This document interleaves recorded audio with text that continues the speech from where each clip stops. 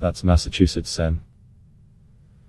Elizabeth Warren describing a December 2018 conversation she had with Vermont Sen.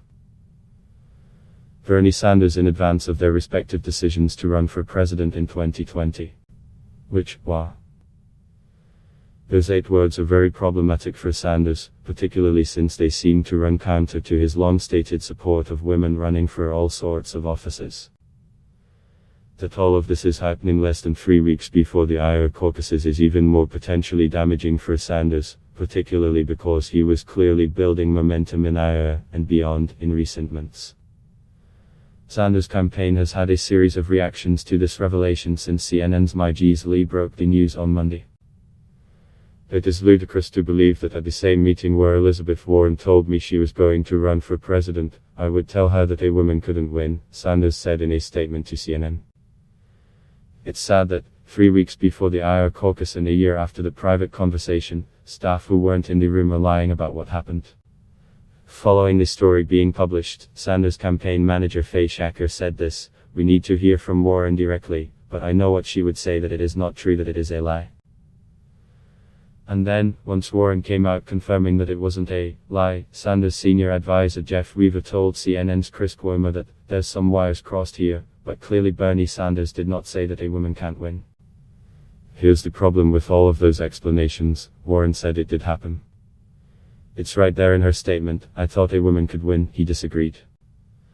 Now, is it possible, as Sanders' allies have suggested, that this was simply a big misunderstanding?